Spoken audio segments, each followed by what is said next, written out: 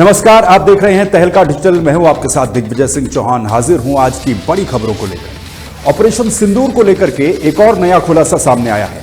भारत ने 9 और 10 मई की रात को पाकिस्तान की एयर डिफेंस को तबाह करने के लिए लगभग 15 ब्रह्मोस मिसाइलें दागी थी। यह नया खुलासा हुआ है। भारतीय वायुसेना की इस कार्रवाई से आसिम मुनीर की पाकिस्तानी सेना में हड़कंप मच गया था, क्योंकि इस हमले में पाकिस्तान के 13 में से जो 11 उनके प्रमुख एयरबेस थे, वो 11 एयरबेस तबाह हो गए थे। भारत ने इससे पहले पाकिस्तान के रडारों को उकसाने के लिए और उनको न्यूट्रलाइज करने के लिए पायलट रहित ड्रोन का इस्तेमाल किया, यानी कि बिना पायलट के ड्रोन या फिर छोटे जेट्स, इनका इस्तेमाल भारत की तरफ से किया गया। और उसके बाद करीब 15 ब्रह्मोस मिसाइल फायर की गई पाकिस्तान की तरफ। पाकिस्तान ने 7 और 8 मई की रात को भारत के कई सैन्य ठिकानों पर ड्रोन और मिसाइलों से हमला करने की कोशिश की थी। इसी के जवाब में भारत ने कार्रवाई की थी। राष्ट्रीय सुरक्षा सलाहकार यानी कि NSA अजीत डोभाल की सलाह पर इन ब्रह्मोस मिसाइलों को इस मिशन के मुख्य हथियार के रूप में चुना गया था। ब्रह्मोस मिसाइल एक सुपरसोनिक क्रूज मिसाइल होती है, जिसे भारत के रक्षा अनुसंधान एवं विकास संगठन यानी कि जिसे हम DRDO कहते हैं, DRDO और रूस के NPO के द्वारा संयुक्त रूप से विकसित इसे किया गया है। ब्रह्मोस का नाम भारत की ब्रह्मपुत्र नदी और रूस की मॉस्कवा नदी के नामों से मिलकर बनाया गया है, यानी कि ब्रह्मोस।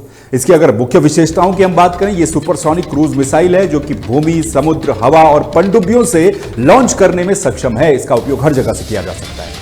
साथ ही इसका उपयोग एंटी शिप यानी कि जहाजरोधी और भूमि हमले दोनों भूमिकाओं में किया जा सकता है। इसकी स्पीड मैक 2.8 से लेकर 3.5 यानी कि ध्वनि की गति से लगभग 3 गुना ज्यादा तेज हो सकती है।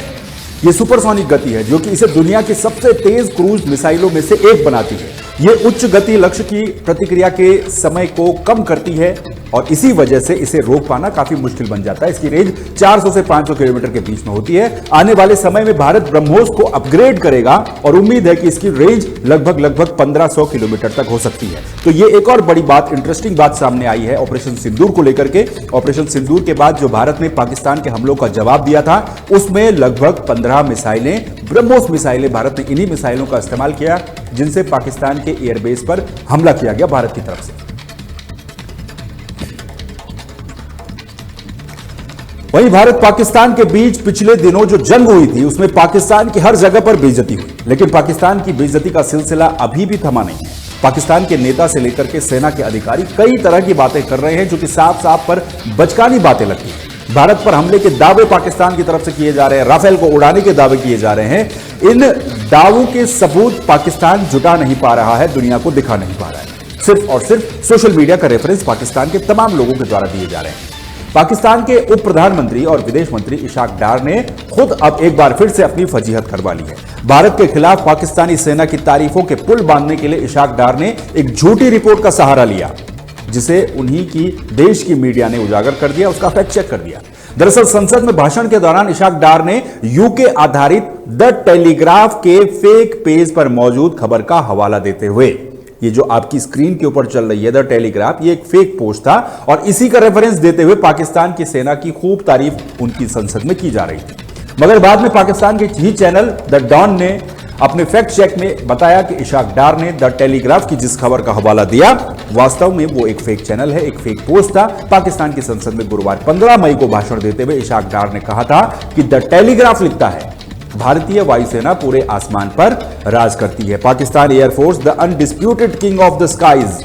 हालांकि उन्होंने जिस खबर की बात कही वो एक फेक न्यूज थी, टेलीग्राफ ने उसे छापा ही नहीं था कभी। ये सिर्फ सोशल मीडिया पर मौज ली जा रही थी। पाकिस्तानी अखबार द डॉन की टीम ने जब इस खबर की पड़ताल की तो सच सबके सामने आ गया और एक बार फिर से इंटरनेशनल लेवल पर खुद के ही देश में पाकिस्तान बेइज्जत होकर के रह गया। और दिलचस्प बात यह कि उन्हीं के देश का मीडिया इस बात को अब उजागर कर रहा है।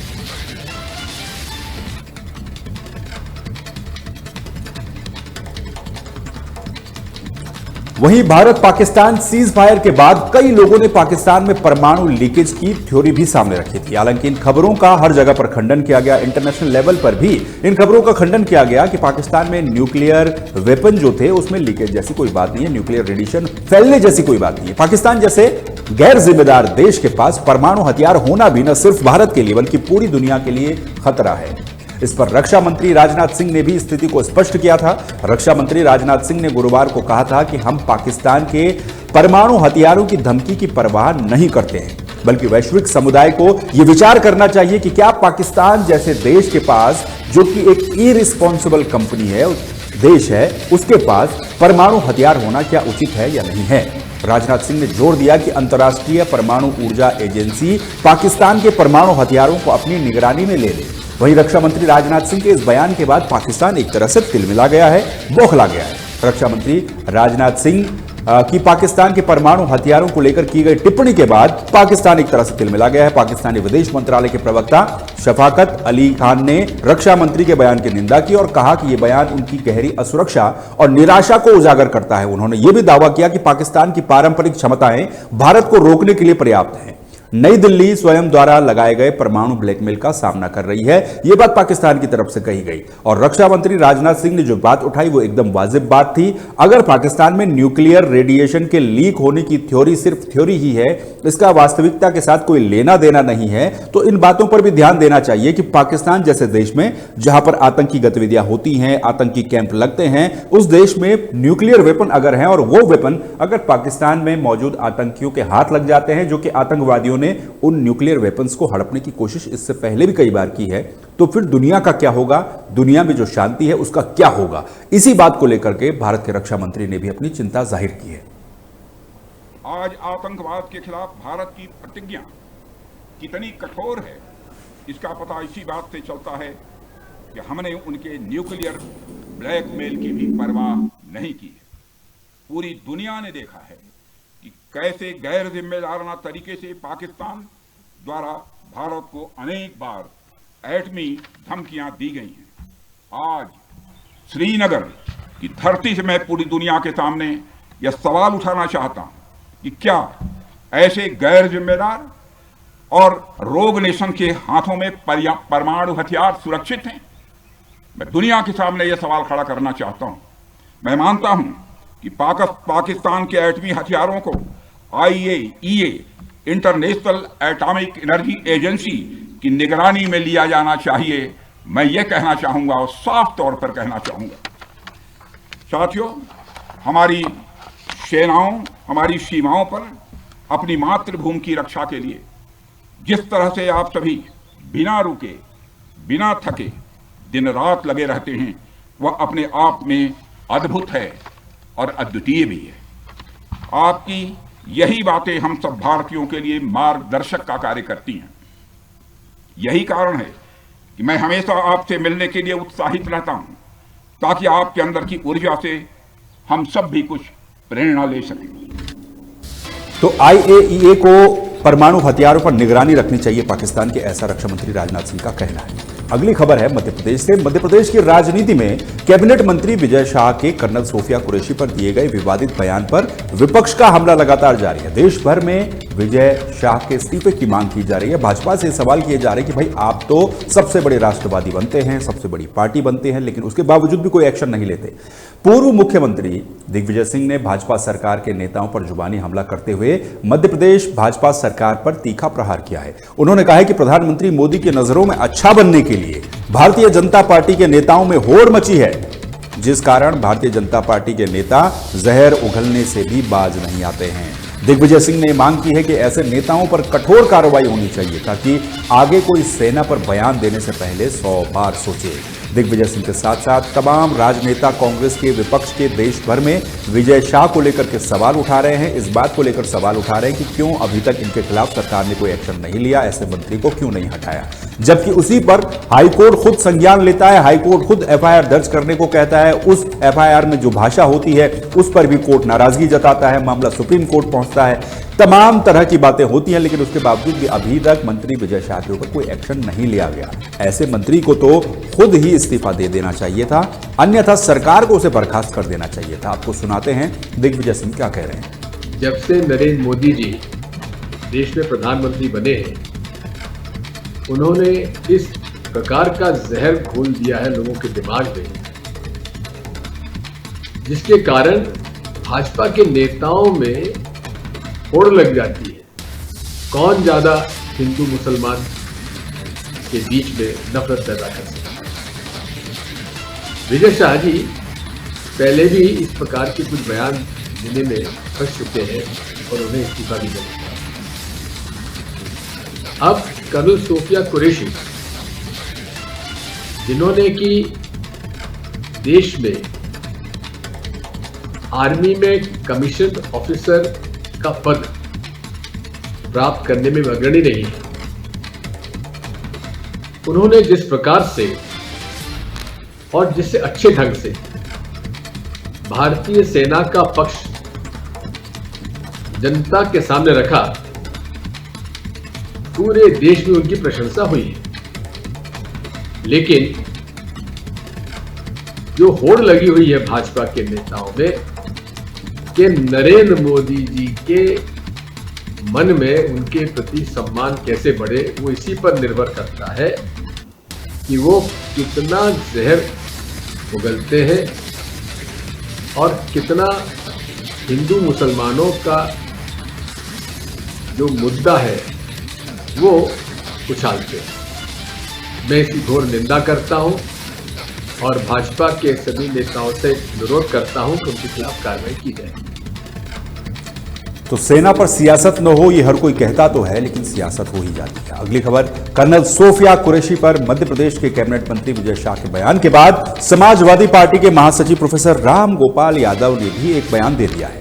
ये बात समझ से परे है कि इस देश के राजनेता सेना पर सियासत करते रहते हैं, उनकी भी जाति और धर्म ढूंढने की कोशिश करते रहते हैं। सपा के राष्ट्रीय महासचिव राम गोपाल यादव ने विंग कमांडर व्योमिका सिंह पर बयान दिया, जिस पर अब विवाद बढ़ता जा रहा है। पहले विजय शाह के बयान पर और अब इनके बयान पर भी विवाद तेज हो गया। उन्होंने विंग कमांडर व्योमिका की जाति बताई, डीजीएओ AK भारती की जाति बताई, जिसके बाद अब मुरादाबाद में भी रामगोपाल यादव के बयान पर हिंदू संगठन भड़क उठे हैं।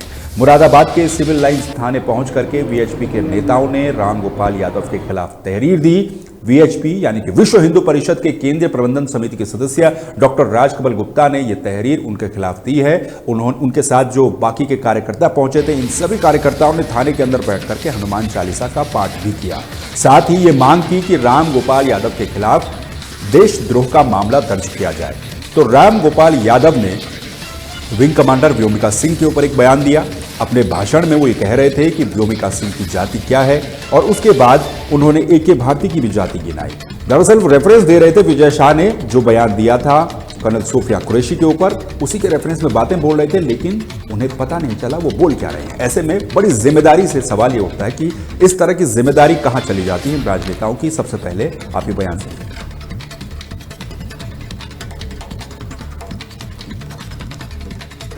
कुरैशी को इनके मंत्री ने गाली तक दी। हाई कोर्ट ने FIR करने का आदेश कराया। हाई कोर्ट, लेकिन दिव्या सिंह के बारे में इन्हें मालूम नहीं कि वो कौन, और न एयर ऑपरेशन के जो इंचार्ज थे एयर मार्शल अवधेश कुमार भारती, न उनके बारे में मालूम था, वरना इन्हें भी गाली दे। आपको बता दूं कि दिव्या सिंह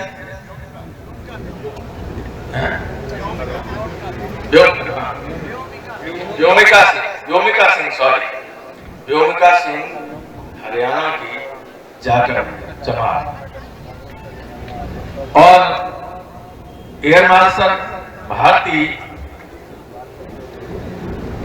पूर्णिया के यादव हैं।